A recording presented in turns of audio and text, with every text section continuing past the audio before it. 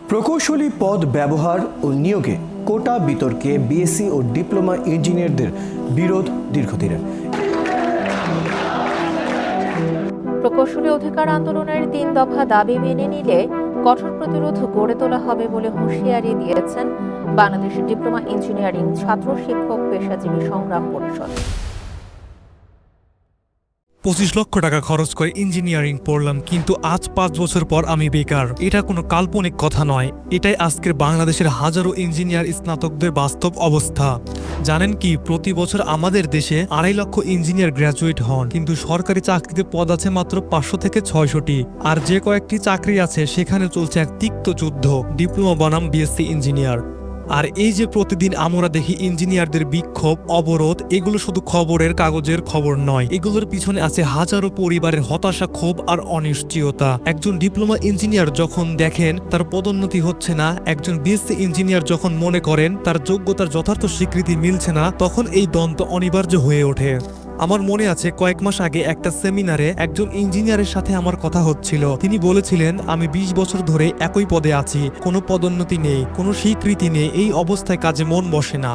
এটা কি শুধু তার ব্যক্তিগত সমস্যা, না এটা আমাদের পুরো ব্যবস্থার সমস্যা? সো আজকের এই ভিডিওতে আমরা জানবো কেন এই দ্বন্দ্বের সূত্রপাত হলো, কোন ভুলনীতির কারণে এই অবস্থা, এর প্রভাব কতটা ভয়ঙ্কর, আর সবচেয়ে গুরুত্বপূর্ণ এই সমস্যাগুলোর সমাধানের পথ আসলে কোনটা। সো আজকের এই ভিডিওতে আপনারা সবকিছু জানতে পারবেন। তাহলে চলুন ভিডিওটি শুরু করা যাক।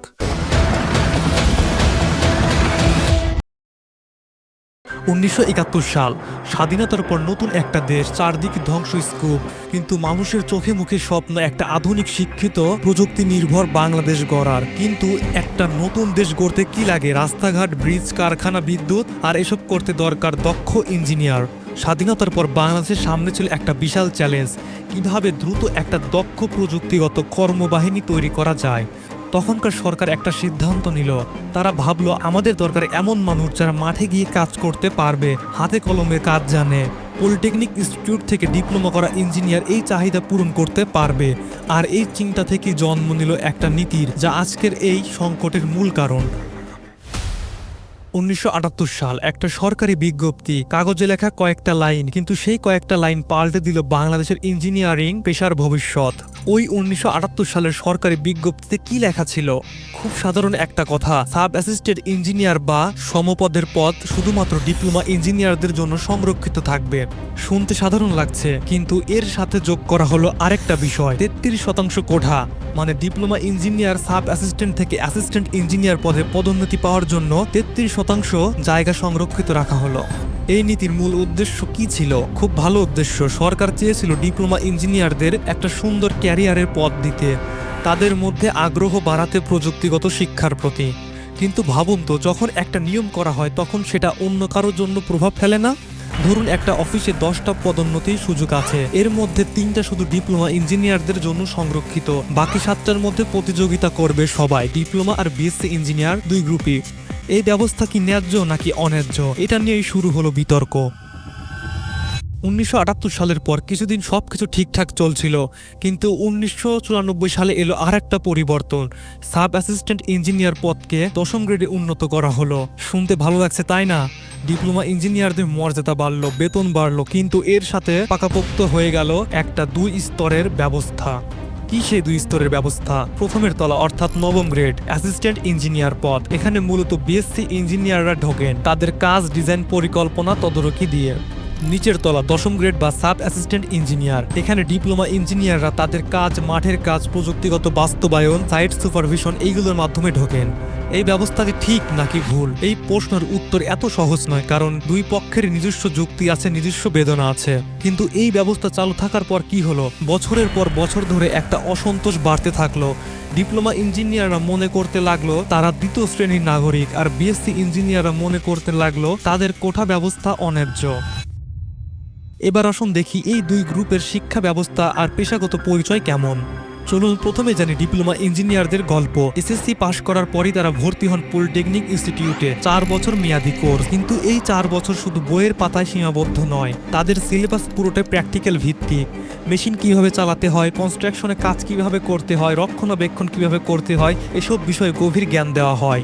আপনি কি কখনো পাওয়ার প্ল্যান্টে গেছেন? বিশাল বিশাল টারবাইন, জটিল যন্ত্রাংশ, এসব দেখাশোনা, মেরামত, রক্ষণাবেক্ষণ এগুলো করে কে? ডিপ্লোমা ইঞ্জিনিয়াররা। ওয়াসার পানির পাম্প নষ্ট হয়েছে, বিদ্যুৎ লাইনের সমস্যা, কারখানায় মেশিন বন্ধ, এই সব জরুরি সমস্যার সমাধানে সবার আগে যারা এগিয়ে আসেন তারাই হলেন ডিপ্লোমা ইঞ্জিনিয়ার। তারা কোর্স শেষে সরকারি চাকরিতে ঢোকেন 10ম গ্রেডে সাব অ্যাসিস্ট্যান্ট ইঞ্জিনিয়ার হিসেবে। এবার আসুন জানি বিএসসি ইঞ্জিনিয়ারদের গল্প। বুয়েট, রুয়েট, চুয়েট, এই নামগুলো শুনলে কি মনে পড়ে? কঠিন প্রতিযোগিতা, মেধার লড়াই, স্বপ্নের বিশ্ববিদ্যালয়। এইচএসসি পাশ করার পর যারা বুয়েটে ভর্তি পরীক্ষায় টিকে যান তারা জানেন এটা কতটা কঠিন। হাজার হাজার মেধাবী ছেলে মেয়েদের মধ্যে মাত্র কয়েকশো জন সুযোগ পান। তাদের 4 থেকে 5 বছরের কোর্স, কিন্তু এই কোর্সের ফোকাস কোথায়? থিওরি, ম্যাথমেটিক, রিসার্চ, জটিল সমস্যার সমাধান, সিস্টেম ডিজাইন। একটা ব্রিজ বানাতে হবে, ডিপ্লোমা ইঞ্জিনিয়ার জানেন কিভাবে সেই ব্রিজে কাজ করতে হয়, কোন উপাদান লাগবে, কিভাবে মেশিন চালাতে হয়। কিন্তু বিএসসি ইঞ্জিনিয়ার তিনি জানেন সেই ব্রিজটা কেন এইভাবে ডিজাইন করতে হবে, কত লোড নিতে পারবে, ভূমিকম্প হলে কি হবে, 50 বছর পর এর অবস্থা কি হবে। মানে একজন হলেন হাতের কারিগরি, আর একজন হলেন মস্তিষ্কের স্থপতি। দুইটি গুরুত্বপূর্ণ, দুইটি ছাড়া কোনো প্রকল্প সম্পূর্ণ হয় না। কিন্তু সমস্যা হলো চাকরির বাজারে এই দুই গ্রুপ পরস্পরের প্রতিযোগী হয়ে উঠছে। বিএসসি ইঞ্জিনিয়াররা প্রত্যাশা করেন তারা 9ম গ্রেডে অ্যাসিস্ট্যান্ট ইঞ্জিনিয়ার হিসেবে ঢুকবেন, কিন্তু পদ সীমিত আর 33% কোটার কারণে তাদের সুযোগ আরও কমে যায়। ফলে কি হয়, অনেক মেধাবী BSc engineer custom, police, banking এসব সেক্টরে চলে যেতে বাধ্য হন। কি যন্ত্রণাদায়ক ব্যাপার, 5 বছর ইঞ্জিনিয়ারিং পড়ে শেষে ব্যাংকে চাকরি করতে হচ্ছে। কিন্তু এটাই শেষ নয়, আরো বড় সমস্যা আছে। 2024-25 সালে এই দ্বন্দ্ব এতটাই চূড়ান্ত পর্যায়ে পৌঁছেছে যে উভয় পক্ষ নিজেদের দাবি নিয়ে রাস্তায় নেমেছে। কি সেই দাবি, আসুন বিস্তারিত জানি। ডিপ্লোমা ইঞ্জিনিয়াররা হাজির হলেন 7 দফা দাবি নিয়ে। প্রতিটা দাবি তাদের দীর্ঘদিনের হতাশা আর অবহেলার গল্প বলে। দাবি নাম্বার 1, আমাদের ইঞ্জিনিয়ার পরিচয় দিন। ভাবুন তো, 20 বছর ধরে কোনো পলিটেকনিক কিট নিয়ে মাঠে কাজ করছেন, টারবাইন ঠিক করছেন, যন্ত্র মেরামত করছেন, কিন্তু অফিসিয়াল কাগজে আপনার পরিচয় ইঞ্জিনিয়ার নয়। এটা কতটা কষ্টের। তারা বলছেন আমরা যে কাজ করি সেটাই তো প্রকৃত ইঞ্জিনিয়ারিং। দাবি নাম্বার 2, 33% কোটা বাড়িয়ে 50% করুন। কেন এই দাবি? তারা বলেন 33% দিয়ে আমাদের সংখ্যার তুলনায় পদোন্নতির সুযোগ যথেষ্ট নয়, আমরা বেশি কিন্তু সুযোগ কম। দাবি নাম্বার 3, 10ম গ্রেডের সব পোস্ট শুধুমাত্র আমাদের জন্য রাখুন। তাদের যুক্তি, এটা আমাদের ঐতিহ্যবাহী এন্ট্রি পয়েন্ট, বিশ্ববিদ্যালয়ের ছেলেমেয়েরা এখানে এসে আমাদের জায়গা দখল করে নিচ্ছে।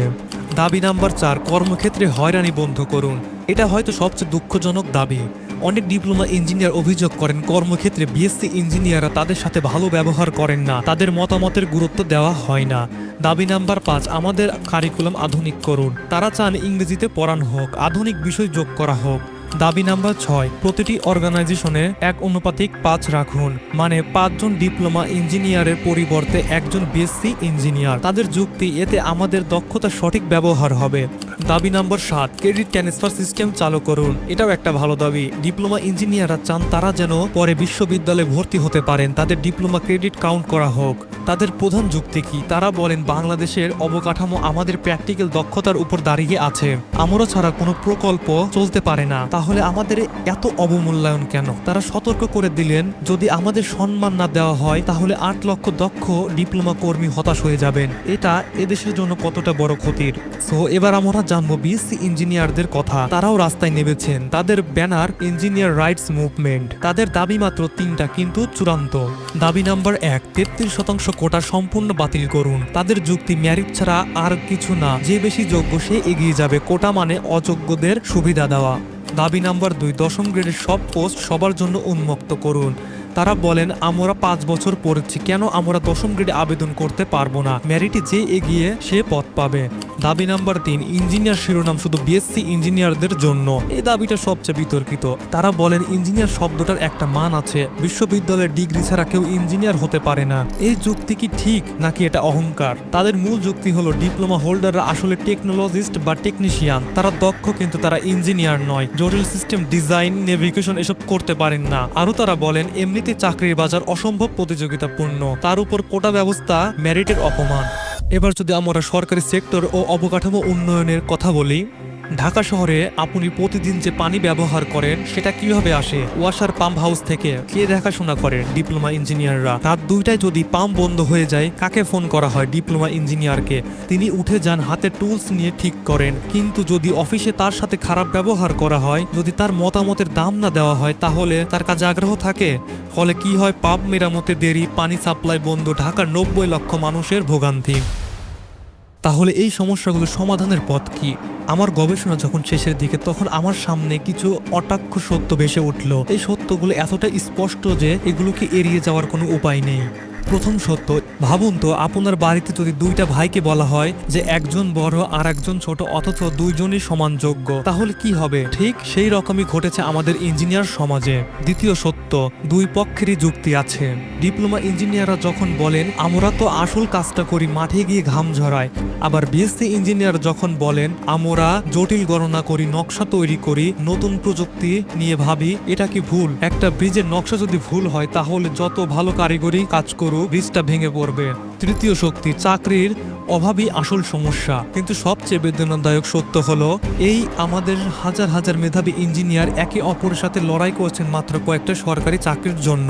কল্পনা করুন, একটা পরিবারে 2টা সন্তান। বাবা বললেন ঘরে শুধু 1 প্লেট ভাত আছে, তোমরা 2জন লড়াই করে দেখো কে খাবে। এটা তো আমাদের অবস্থা, অথচ পাশের দেশগুলোতে ইঞ্জিনিয়ারিং সেক্টর ফুলে ফেঁপে উঠছে। চতুর্থ সত্য, সবচেয়ে বড় ক্ষতি দেশের। যখন আমাদের ইঞ্জিনিয়াররা নিজেদের মধ্যে লড়াই করেন, তখন সবচেয়ে বড় দাম চুকাতে হয় সাধারণ মানুষকে। প্রকল্প বিলম্ব হয়, উন্নয়নের লক্ষ্য পিছিয়ে যায়, আর আমাদের স্বপ্নের বাংলাদেশ গড়ার কাজ অব্যাহত হয়। আর এজন্য 2024 সালের আগস্টে 14 জনের সদস্যের যে কমিটি গঠন করা হয়েছিল, সেটাও কিন্তু আসল সমস্যার সমাধান দিতে পারেনি। কারণ এটা শুধু উপসর্গের চিকিৎসা, মূল রোগের নয়। তাহলে আসল সমাধান কি? আমি বিশ্বাস করি প্রতিটি জটিল সমস্যারই একটা সুন্দর সমাধান আছে, তবে সেই সমাধান একমুখী হতে পারে না, এটা হতে হবে বহুমুখী। এই মুহূর্তে সবচেয়ে জরুরি কাজ হলো প্রতিযোগিতার এই ক্ষতিকর ব্যবস্থা থেকে বেরিয়ে এসে পরিপূরক বিশেষায়নের দিকে এগিয়ে যাওয়া। আমি প্রস্তাব করছি ডিপ্লোমা ইঞ্জিনিয়ারদের আনুষ্ঠানিকভাবে চিহ্নিত করা হোক ফিল্ড ইঞ্জিনিয়ার, টেকনিক্যাল ইঞ্জিনিয়ার বা ইঞ্জিনিয়ারিং টেকনোলজিস্ট হিসেবে। ভাবুন তো, একটা বিশাল জাহাজে ক্যাপ্টেন যেমন গুরুত্বপূর্ণ, তেমনি চিফ ইঞ্জিনিয়ারও সমান গুরুত্বপূর্ণ। একজন নেভিগেশন দেখেন, আরেকজন ইঞ্জিন চালান, দুইজনই অপরিহার্য।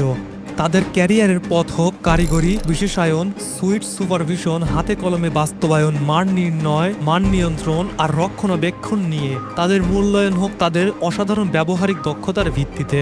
বিএসসি ইঞ্জিনিয়ারদের স্বীকৃতি দেওয়া হোক ডিজাইন ইঞ্জিনিয়ার, প্রকল্প ইঞ্জিনিয়ার বা গবেষণা ইঞ্জিনিয়ার হিসেবে। তাদের পথ হোক সিস্টেম ডিজাইন, জটিল বিশ্লেষণ, প্রকল্প পরিকল্পনা, উদ্ভাবন আর নীতি প্রণয়ন। তাদের মূল্য মাপা হোক তাদের বিশ্লেষণ আর ডিজাইনের ক্ষমতায়। কিন্তু শুধু নাম পরিবর্তন করলেই কি সব সমস্যার সমাধান হবে? অবশ্যই না। এর জন্য চাই আরো গভীর পরিবর্তন। আমাদের সবার মনে একটা প্রশ্ন জাগে, কেন আমাদের মেধাবী ইঞ্জিনিয়াররা একে অপরের বিরুদ্ধে লড়াই করবেন? এই অযৌক্তিক প্রতিযোগিতার মূল কারণ হলো আমাদের বর্তমান কোটা সিস্টেম। এই কোটা সিস্টেমটা যেন একটা বিকৃত মানসিকতার জন্ম দিয়েছে। ডিপ্লোমা ইঞ্জিনিয়াররা ভাবতে শুরু করছেন যে তাদের উন্নতি মানে হলো ডিজাইনের কাজ করা, আর বিএসসি ইঞ্জিনিয়াররা ভাবেন যে তাদের সাথে অন্যায় হচ্ছে। কিন্তু আসল কথা হলো, একজন দুর্দান্ত ফিল্ড ইঞ্জিনিয়ার হওয়া কি কম গৌরবের, আর একজন দক্ষ ডিজাইন ইঞ্জিনিয়ার হওয়া কি বেশি গৌরবের? আমার প্রস্তাব হলো কোটা সিস্টেম সম্পূর্ণ বাতিল করুন, পরিবর্তিতে তৈরি করুন আলাদা সমান্তরাল ক্যারিয়ারের পথ, যেখানে গ্রেড, বেতন, স্কেল এবং সম্মান সমান হবে। একটা উদাহরণ দেই, ভারতের আইআইটি থেকে পাশ করা ইঞ্জিনিয়াররা সফটওয়্যার ইঞ্জিনিয়ার হন, আর পলিটেকনিক থেকে পাশ করা টেকনিক্যাল স্পেশালিস্ট হন। দুইটি ভিন্ন পথ, কিন্তু সমান সম্মান। নিয়োগ প্রক্রিয়া নতুন কাঠামো, 10ম গ্রেড পদগুলো হোক ব্যবহারিক দক্ষতার ভিত্তিতে, যা হবে ডিপ্লোমাধারীদের প্রধান প্রবেশদ্বার। 9ম গ্রেড ডিজাইন পদগুলো হোক তাত্ত্বিক বিজ্ঞানের ভিত্তিতে, যা হবে বিএসসি ধারীদের প্রধান প্রবেশদ্বার। আমি একটা ব্রিজিং প্রোগ্রামের প্রস্তাব করছি। কেন? কারণ মানুষের স্বপ্ন আর আকাঙ্ক্ষার কোনো সীমানা নেই। একজন অভিজ্ঞ আর উচ্চ পারফর্মিং ডিপ্লোমা ইঞ্জিনিয়ার যদি বিএসসি ডিগ্রি অর্জন করতে চান, তার জন্য একটা মানসম্পন্ন সহজলভ্য পথ থাকতে হবে। ক্রেডিট ট্রান্সফার আর ফোকাসড স্টাডির মাধ্যমে এই সুযোগ তৈরি করা যায়। এতে যোগ্যতার ভিত্তিতে চলাচলের সুযোগ থাকবে, অথচ কোনো ডিগ্রির মূল্য কমবে না। তো বন্ধুরা, এই ছিল আজকের ভিডিওটি কেমন লেগেছে তা অবশ্যই নিচে কমেন্ট বক্সে কমেন্ট করে জানান, এবং আপনার এই বিষয়ে মতামত কি তাও অবশ্যই কমেন্ট বক্সে কমেন্ট করে জানান। তাহলে আজকের ভিডিও এখানে শেষ করছি।